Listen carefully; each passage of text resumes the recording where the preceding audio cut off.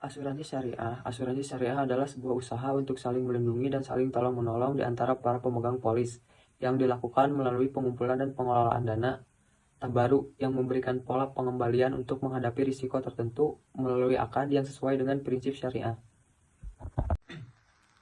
Keunggulan asuransi syariah meliputi beberapa hal berikut. 1. Tidak berlaku sistem dana hangus. Dalam asuransi syariah, dana yang disetorkan peserta tidak akan hangus meskipun tidak ada klaim yang diajukan. Hal ini karena dana tersebut digunakan sebagai dana tabaruk.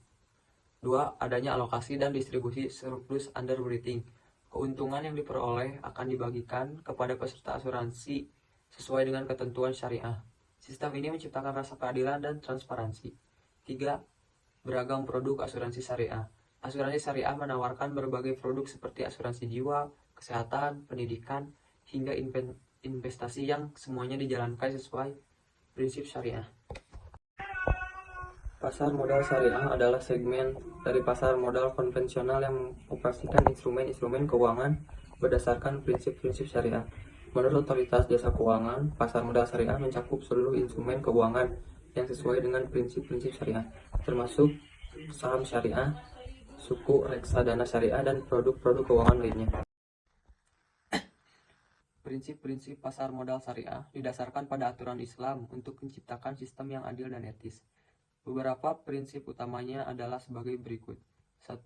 Larangan riba. Segala bentuk keuntungan yang diperoleh melalui bunga tidak diperbolehkan karena bertentangan dengan hukum syariah. 2. Larangan maisir. Tidak diperkenankan adanya spekulasi atau perjudian dalam aktivitas pasar modal untuk menghindari ketidakpastian yang merugikan. 3. Larangan gharar. Transaksi yang mengandung unsur ketidakpastian seperti informasi yang tidak jelas atau risiko yang tidak terukur dilarang dalam pasar modal syariah. 4. Larangan investasi dalam usaha haram. Dana tidak boleh diinvestasikan pada perusahaan yang bergerak di sektor yang haram seperti alkohol, perjudian, atau produk tidak halal lainnya. Prinsip-prinsip ini memastikan transaksi keuangan sesuai dengan nilai-nilai Islam dan memberikan manfaat yang berkeadilan. Potensi pasar modal syariah yang mencakup pengembangan ekonomi halal, peningkatan investasi produk, dan pemberdayaan umat. Pengembangan ekonomi halal. Ekonomi halal adalah sistem ekonomi yang berlandaskan pada prinsip-prinsip syariah yang menekankan keadilan, kesetaraan, dan kejujuran dalam bertransaksi. Pasar ekonomi halal global diperkirakan mencapai 3,2 triliun dolar pada 2024 dengan pertumbuhan 10-15% per tahun. Sektor yang berkembangnya di bidang pertama, makanan dan minuman halal. Kedua, produk kecantikan dan kosmetik halal. 3. Pariwisata halal. 4. Perbankan dan keuangan syariah. Peningkatan investasi produk. Produk investasi syariah terdiri dari yang pertama, saham syariah, obligasi syariah, reksadana syariah, properti syariah. Dalam pertumbuhan pasarnya, pasar investasi syariah global diperkirakan mencapai 3,4 triliun pada 2025. Pemberdayaan umat. 1. Pendidikan dan kesadaran. Meningkatkan kesadaran dan pemahaman tentang prinsip-prinsip syariah dan produk investasi syariah. 2. Pemberdayaan ekonomi. Membantu umat untuk memahami pentingnya mengelola keuangan secara syariah dan berinvestasi pada sektor yang berkelanjutan. 3. Pengembangan usaha. Mendukung pengembangan usaha kecil dan menengah yang berbasis syariah. Strategi pengembangan. 1. Regulasi dan infrastruktur. Meningkatkan regulasi dan infrastruktur yang mendukung pengembangan pasar modal syariah. 2. Edukasi dan kesadaran. Meningkatkan kesadaran dan pemahaman tentang prinsip-prinsip syariah dan produk investasi syariah. 3. Pengembangan produk. Mengembangkan produk investasi syariah yang inovatif dan berkelanjutan. 4. Kerjasama dan kolaborasi. Meningkatkan kerjasama dan kolaborasi antara pemangku kepentingan untuk mengembangkan pasar modal syariah. Dengan demikian, pengembangan pasar modal syariah dapat membantu meningkatkan kesejahteraan masyarakat, mempromosikan prinsip-prinsip syariah, dan membuka peluang bisnis dan investasi yang berkelanjutan. Pihak utama dalam pasar modal syariah, yaitu emiten, investor, dan perusahaan sekuritas syariah. 1. Emiten. Emiten adalah pihak yang menerbitkan efek syariah untuk dijual kepada masyarakat melalui pasar modal dengan tujuan memperoleh dana. Efek syariah yang diterbitkan harus sesuai dengan prinsip-prinsip syariah, seperti bebas dari unsur riba, gharar, dan masyir. 2. Investor. Investor adalah individu atau lembaga yang membeli efek syariah dengan tujuan mendapatkan keuntungan yang halal. Investor di pasar modal syariah harus memahami prinsip-prinsip syariah agar investasi yang dilakukan sesuai dengan kaidah agama. Nomor 3. Perusahaan sekuritas syariah. Perusahaan sekuritas syariah adalah lembaga yang berperan sebagai perantara perdagangan efek, penjaminan emisi, atau manajer investasi yang beroperasi berdasarkan prinsip-prinsip syariah. Ketiga, pihak utama dalam pasar modal syariah, yaitu emiten, investor, dan perusahaan sekuritas syariah, memiliki peran yang saling terkait dalam memastikan keberlangsungan transaksi sesuai prinsip syariah. Dengan adanya kerjasama antara tiga pihak ini, pasar modal syariah dapat menjadi alternatif investasi yang halal dan berkelanjutan bagi masyarakat. Baik, di sini saya akan menjelaskan tentang obligasi syariah. Yang pertama ada pengertian obligasi syariah. Obligasi syariah merupakan jenis investasi syariah berupa surat berharga jangka panjang yang menerapkan prinsip syariah dalam bermuamalah. Suku adalah istilah lain dari obligasi syariah. Produk suku ini diterbitkan oleh emiten kepada investor pemegang obligasi syariah. Emiten memiliki kewajiban untuk membayarkan pendapatan kepada pemegang obligasi tersebut dalam bentuk bagi hasil atau margin. Selain itu juga, emiten berkewajiban untuk membayarkan kembali dana obligasi saat jatuh tempo.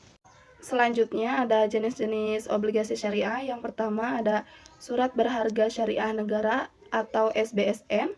Ini merupakan obligasi negara di mana negara menerbitkan surat utang piutang dengan menerapkan prinsip syariah setiap regulasinya.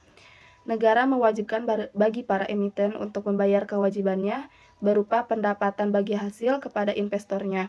Dengan terbitnya suku syariah ini, maka bisa dijadikan sebagai bukti atas pembagian aset dalam kurs mata uang rupiah atau kurs asing. Yang kedua, musyarakah. Jenis suku musyarakah mengedepankan rasa kebersamaan dan gotong royong dalam mengembangkan proyek atau bisnis tertentu. Dua pihak atau lebih melakukan perjanjian bisnis, di mana setiap pihak akan memberikan modal sesuai kesepakatan bersama. Nantinya bila ada keuntungan maka pembagiannya sama, dan bila ditemukan beberapa resiko maka seluruh pemberi modal akan merasakan dampak yang sama. Yang ketiga ada ijaroh. Suku ijaroh merupakan jenis obligasi syariah dalam bentuk surat berharga syariah.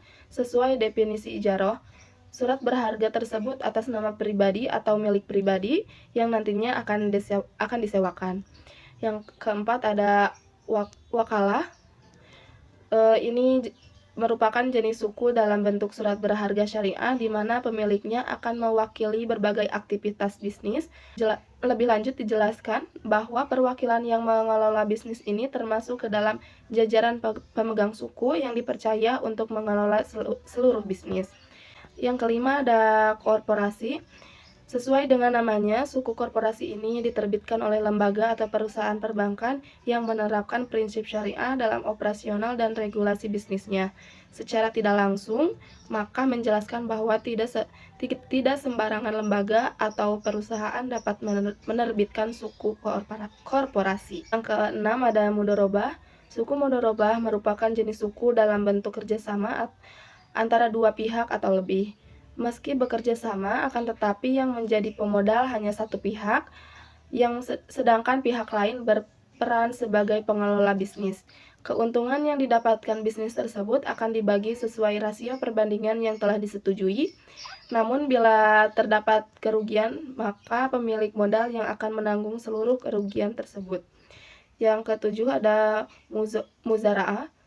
Ini merupakan jenis suku yang berfokus pada pembiayaan kegiatan pertanian, di mana pemegang suku yang membiayai seluruh aktivitas pertanian berdasarkan kontrak perjanjian.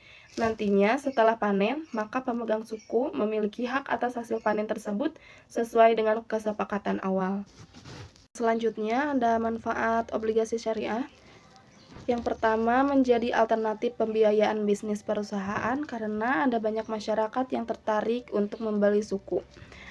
Yang kedua, menyediakan modal untuk membiayai infrastruktur bisnis. Selanjutnya, memperluas cakupan investor, tak hanya investor dengan preferensi syariah saja, akan tetapi berlaku juga bagi investor konvensional selama investor tersebut menyetujui seluruh kesepakatan dan prinsip bermuamalah. Yang keempat, memberikan kesepakatan bagi para umat Islam atau umat agama lain untuk menjalankan bisnis lebih berkah lagi tanpa adanya bunga, riba, dan sejenisnya. Yang kelima, mendapatkan untung namun dengan cara yang lebih halal dan berkah. Yang terakhir, mendorong perkembangan industri keuangan syariah. Jadi pada materi ini bisa disimpulkan bahwa perkembangan ekonomi Islam di Indonesia menunjukkan penerapan prinsip-prinsip syariah dalam berbagai sektor keuangan, termasuk asuransi syariah, pasar modal syariah, dan obligasi syariah. Asuransi syariah berfungsi sebagai bentuk saling melindungi antar peserta dengan pengelola dana secara syariah. Pasar modal syariah menghadirkan instrumen keuangan yang sesuai dengan larangan riba, gharar, dan investasi di bidang yang haram, sekaligus mendukung pengembangan ekonomi halal dan pemberdayaan umat. Obligasi syariah menjadi alternatif pembiayaan bisnis yang mengedepankan keuntungan yang halal dan berkah. Secara keseluruhan, sistem ekonomi Islam berupaya mewujudkan keadilan sosial, keberkahan, dan kesejahteraan ekonomi bagi masyarakat.